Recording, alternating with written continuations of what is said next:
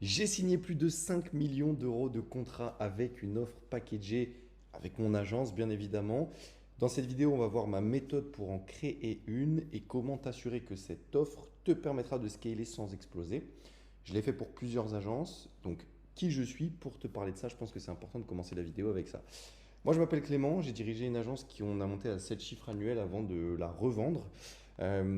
C'était l'année dernière, en 2024. Donc ça commence à faire un bon bout de temps. On l'a menée pendant 3 ans, cette belle agence.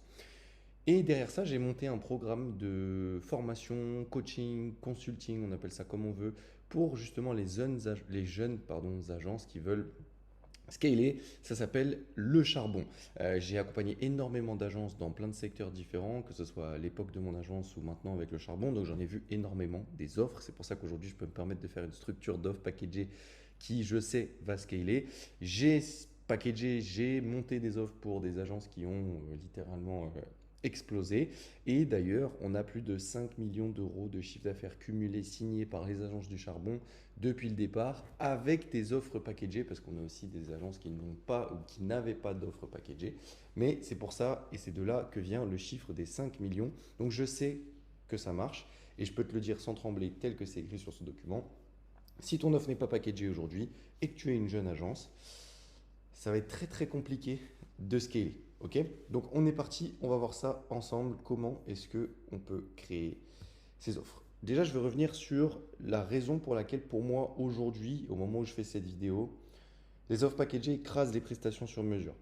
Parce qu'elles se vendent plus vite. Donc, on a des cycles de vente qui sont beaucoup plus rapides, qui sont beaucoup plus faciles, beaucoup moins chiants. Elles se produisent plus facilement, c'est-à-dire que les livrables liés directement à ton offre vont être beaucoup plus faciles à faire, à livrer, et ça va être beaucoup plus rapide parce que tu as déjà la structure, tout est standardisé, c'est réplicable, et tu peux automatiser ou déléguer. Les offres packagées margent plus aussi. On n'a pas de dérive, pas d'exception, pas de stress parce que bah, tu as un prix qui est affiché en fonction de ton offre et à ce prix, tu y attaches des coûts, donc tu sais combien tu marges et à chaque fois, tu vas marger la même chose sur l'offre que tu vas vendre, donc il n'y a pas de changement. Ça, c'est quand même très agréable quand on fait du service. Et elle fidélise plus intelligemment. Pourquoi? Parce que bah, le client reste quand ça fonctionne, pas parce qu'il est piégé par un contrat. Ça arrive très souvent en agence, quand on fait du personnalisé ou quand on fait du sur-mesure. Ben, il y a un moment donné, généralement c'est autour des 6 mois, 9 mois si jamais on est plutôt bon, où le client commence à se questionner sur le contrat parce qu'il se dit ouais mais je comprends pas pourquoi je suis encore engagé, je sais pas vraiment ce qu'on fait, etc. Or quand on a une offre packagée, le client sait exactement ce pourquoi il signe, ce pourquoi il est engagé et donc il n'y a jamais cette phase de questionnement qui peut couper certains contrats et encore une fois je parle par expérience parce que ça m'est arrivé plein de fois, notamment avec des grands groupes. Du coup dans cette vidéo ce que j'ai décidé de faire c'est de créer un petit framework Opera pour avoir un mémo technique, donc avec les premières lettres à chaque fois du mot Opera qui vont nous donner un élément de ces offres packagées. C'est en 5 étapes et on est parti, let's go. Alors le premier O du coup du mot Opera, ça va être observer. Ce que je veux que tu fasses dans cette première partie-là et le premier élément, la première méthode entre guillemets que tu dois utiliser pour construire ton offre packagée, c'est d'aller identifier une niche ou un secteur d'activité ignoré ou mal servi.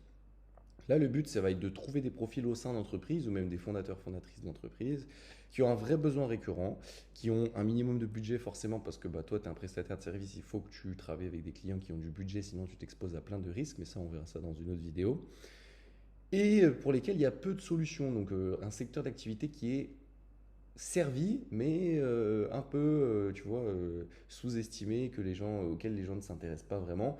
Au contraire, il y a plein de secteurs d'activité qui sont ultra bouchés, plein de niches qui sont ultra bouchées et avec des prestataires de services dans tous les sens, par exemple le e-commerce.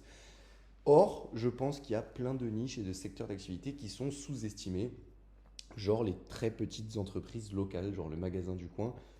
On peut être surpris, il peut avoir du budget, pourtant il est tout de suite moins sexy et tout de suite moins attractif pardon, pour les agences. Et ça c'est important. Donc dans cette dynamique-là, essaye toujours d'identifier ces personnes-là. Comme je te l'ai mis ici sur les exemples, les artisans, les PME, e-commerce qui cherchent des aides testables. Donc je t'ai dit que le e-commerce était bouché, oui, mais il y a des gros e-commerce et il y a des petits e-commerce. Moi, je pourrais lancer un e-commerce, j'aurais pas j'aurais pas un pouvoir d'achat énorme. Par contre, je serais en capacité d'investir dans ma communication. Ça, c'est le genre de cible qui peut être intéressante parce que tout le monde va sur les gros e-commerce parce qu'ils savent très bien que ça rapporte de l'argent. ou, je sais pas moi, un formateur solo qui veulent de la visibilité mais pas de stratégie à rallonge, donc tous les petits solopreneurs, etc., qui passent un peu sous les radars, qui peuvent être intéressants. Il y a 50 000 autres exemples que tu peux aller trouver, mais quoi qu'il arrive, dans la partie observer, il faut que tu identifies un besoin chez une cible qui est mal servie, qui n'est pas attractive de la part des prestataires de services. Et ça fait une grosse différence, notamment pour ce qu'on appelle la pénétration de marché. Tant que ton agence est relativement petite, c'est important de commencer comme ça. Ensuite, le P de Opéra, c'est promettre. Une offre, elle doit être transformationnelle, si je ne dis pas de conneries en termes de vocabulaire, mais ça doit être une transformation simple, claire, mesurable. Donc en fait, ton offre, elle doit faire passer ton client ou ton prospect d'un point A à un point B. Et ça doit être hyper compréhensible dans la manière dont tu vas packager ton offre. Et c'est pour ça qu'on dit une offre packagée aussi, parce qu'on package, oui, les livrables, mais on package aussi la promesse. Donc, ta promesse, elle doit être concrète. 10 vidéos en 20 jours, un site prêt à convertir en 15 jours, deux exemples. Elle doit être orientée résultat pour scaler ta pub, pour lancer ta marque. Donc A, B, toujours point A, point B. Sans friction, sans engagement, sans complexité. Et ça, le sans friction, c'est un truc que beaucoup de gens oublient. Quand on fait une offre packagée, on est en capacité de la scaler, on est en capacité de pénétrer de nouveaux marchés justement, parce qu'elle a moins de friction qu'une offre sur mesure. Okay, donc il faut aussi, dans la réflexion de votre offre, mettre des éléments qui viennent enlever la friction. Ce que ça fait, quand on enlève la friction, ce que ça fait, c'est que ça dérisque l'achat côté client et ça nous permet de rentrer dans un marché qui est plutôt difficile à pénétrer de base. Okay, exemple, 10 visuels prêts à être lancés en ads. D'ailleurs, j'ai fait une faute d'orthographe ici, tu m'excuseras. Un funnel clé en main pour valider ton offre. Par exemple, ça, c'est un point A, point B. On a un livrable concret ou un gros livrable concret avec un résultat au bout. Ça, c'est important que tu le fasses. Ensuite, le E de Opéra, c'est emballer. Bien évidemment, tout ça, on va l'emballer. Tous nos livrables, toute notre promesse et notre cible, on va l'emballer. Donc, on va créer une structure rigide, lisible, limitée. Attention à rigide, parce que oui, c'est une offre packagée. Du coup, notre structure doit être rigide. On doit savoir quels sont les livrables. Il faut que tu aies un packaging. Okay, c'est là vraiment que tu vas commencer à packager. Oui, là, on a parlé du O, on a parlé du P.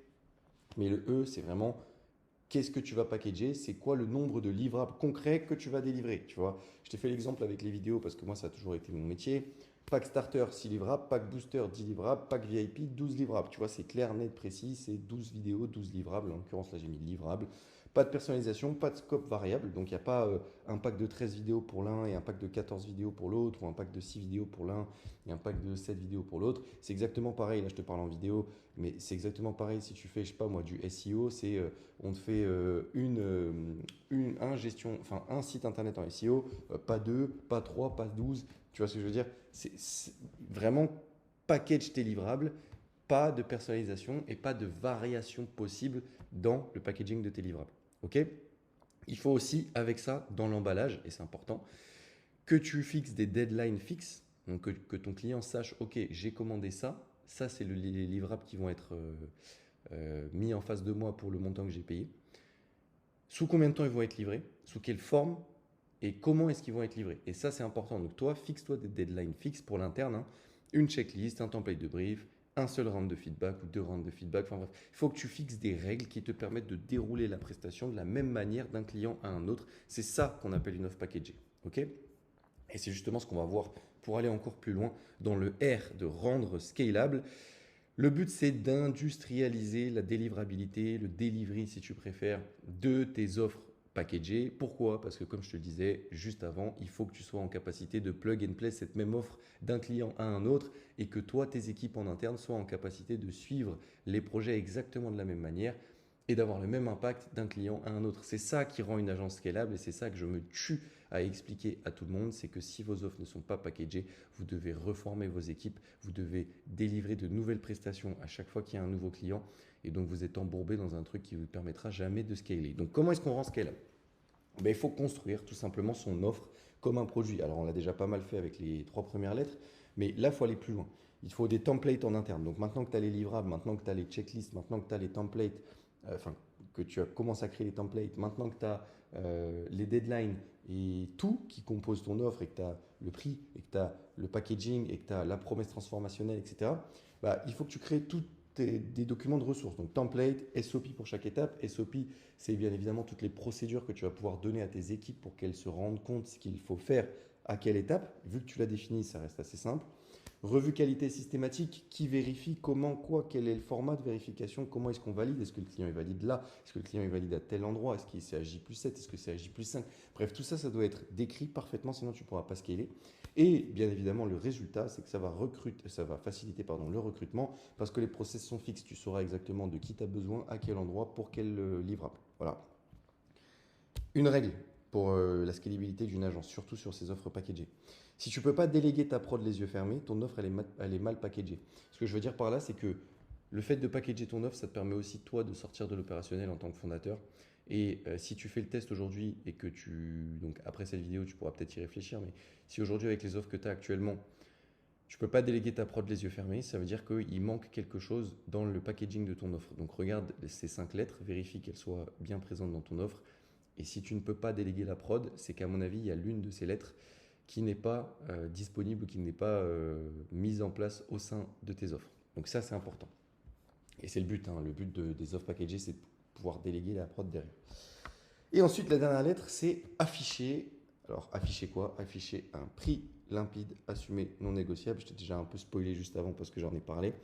Mais une offre packagée, ça veut dire quoi? Ça veut dire comme un produit quand tu vas l'acheter en magasin. Depuis le début, je te parle d'une offre que tu penses comme un produit. Et bien là, c'est exactement pareil pour le pricing. Il n'y a pas de ça dépend, il n'y a pas de devis. Il y a un prix clair, affiché, cohérent qui correspond au livrable que tu as décidé, à la promesse que tu as décidé, au deadline, au timing, au template, à la manière de délivrer l'offre que tu as pensée. Tu vends une méthode, un système, un résultat. Tu ne vends pas ton temps, donc il n'y a pas de facturation au TJM, etc. Ça, c'est des réflexes de freelance ou de très très grosses boîtes de consulting qui arrachent d'ailleurs sur les TJM. Mais toi, vu que tu es une jeune agence, tu es un peu le cul entre deux chaises ou que tu es un freelance qui est en devenir, en transformation vers le mode agence. Ben moi, je te conseille vraiment de ne plus facturer comme ça au TJM, c'est compliqué. Donc tu vends plus ton temps, tu vends la méthode, tu vends l'offre avec ce nombre de livrables. Bien évidemment, cette offre, elle peut avoir des paliers, comme je te le montrais avec les packs, différents packs VIP, packs Boost, machin, etc. Donc il y a différents livrables. Chacune de ces offres possède un système de delivery derrière, mais en tout cas, chacune de ces offres possède des prix, tu vois. C'est comme ça que tu vas avoir un positionnement clair. C'est comme ça que tu vas monter les prix, tu vois. Petit à petit, tu packages ton offre, tu lui mets un prix, et ensuite, petit à petit, tu viens augmenter le prix avec le volume de clients que tu es en capacité d'encaisser, mais surtout avec la qualité de tes offres et la qualité de tes livrables. Parce que ça aussi, j'en parle pas dans cette vidéo, mais j'en fais une petite parenthèse. Plus tu augmentes la qualité et plus tu travailles sur une offre packagée, enfin c'est plutôt l'inverse, plus tu travailles sur une offre packagée et plus tu en vends, plus tu vas augmenter le delivery de cette offre packagée parce que tu vas le faire, refaire, c'est exactement comme le sport, plus tu t'entraînes, plus tu deviens fort, et bien là c'est pareil sur une offre packagée, c'est différent sur une offre sur mesure parce que tu t'entraînes jamais vraiment sur la même chose, or une offre packagée tu délivres toujours, pas la même livrable exactement, mais en tout cas le même nombre de livrables dans les mêmes conditions, donc tu vas devenir bien meilleur, ok? Les erreurs à éviter, syndrome du sur-mesure. Je pense que peut-être en arrivant sur cette vidéo, tu avais des offres personnalisées et tu te dis c'est un réflexe commun que tout le monde a, le personnalisé va fidéliser. Alors qu'en réalité, ça crée plusieurs problèmes et encore une fois, je te dis, je suis très très bien placé pour le savoir parce que j'accompagne plusieurs dizaines d'agences là au moment où je fais cette vidéo, de tailles différentes. Ce qui se passe, c'est que tu vas faire exploser ton scope, c'est-à-dire que tu vas te retrouver à faire des missions que tu n'avais pas prévu de faire et qui vont te prendre un temps énorme juste parce que le client te l'a demandé et que tu lui as dit que c'était personnalisé, donc tu ne peux plus ressortir. Tu désorganises ta prod. Chaque nouveau client, c'est un nouveau système de production. Ça devient ingérable et tu ne peux jamais sortir de l'opérationnel. Donc, il faut que tu corriges tout ça. Tu dois rentrer dans le format pack et tu dois faire rentrer tes demandes clients dans le pack que tu as défini. Sinon, tu refuses.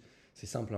Moi, très souvent, je le dis à mes agences et elles ont du mal. C'est compliqué pour elles. Mais je leur dis, si un client vous propose un truc qui est hors scope, qui ne rentre pas dans votre pack, et ben vous devez absolument essayer de rentrer sa demande dans votre offre en essayant de changer certaines conditions, de changer certaines choses, mais de rabattre sa demande vers votre offre.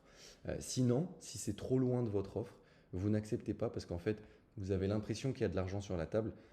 Mais en fait, cet argent, et vous êtes prêt à le prendre, mais cet argent, il est empoisonné parce que derrière, si vous le prenez, vous allez tout désorganiser en interne au niveau de votre production et de votre delivery. Et ça, c'est des très très gros problèmes qui vous empêcheront de scaler et qui vous garderont, vous les fondateurs et fondatrices, dans l'opérationnel. Et il n'y a rien de pire lorsqu'on est une agence, puisqu'on entreprend quand même pour gagner du temps. Bref, on arrive à la fin de cette vidéo. J'espère que, en tout cas, ça t'aura appris ce petit framework. Moi, je l'aime bien l'utiliser. Le but, c'est que tu vérifies toutes les lettres et que je pense qu'il y a forcément une ou deux lettres que tu n'appliques pas correctement dans tes offres. Et si tu les appliques, tu verras, tu auras des offres standardisées, packagées et ça changera beaucoup de choses. Donc voilà, structure ton offre comme un produit, ça c'est important, une cible, une promesse, 2 ou 3 packs, donc 2 ou 3 variantes d'offres différentes, zéro déviation, donc n'accepte pas les projets qui sortent de ton scope, vraiment je te le dis c'est important, et un système qui tourne même sans toi, et ça c'est le but parce qu'une fois que tu auras tout standardisé, tu pourras recruter des éléments à chacun des postes de ton delivery pour justement délivrer au client de la meilleure des manières, et toi tu pourras sortir complètement de l'opérationnel. C'est ce que j'ai fait, c'est ce que je fais faire aux agences qui sont mes clientes. Et c'est ce qui transforme une agence ou un freelance qui rame en machine à cash structurée. Écoute, c'était tout pour moi. J'espère que cette vidéo t'aura plu. J'essaie de balancer un max de valeur en très peu de temps. Si jamais le charbon t'intéresse, donc la boîte avec laquelle on accompagne toutes les agences et on a de top résultats, tu auras un petit lien en description, comme d'habitude, pour aller te renseigner. Et puis, quoi qu'il arrive sur cette chaîne, je continuerai à poster des petites vidéos comme ça qui, pour moi, sont d'intérêt général et j'aurais adoré les avoir quand j'avais mon agence au départ. On se dit à très vite, charbonne bien et à la prochaine.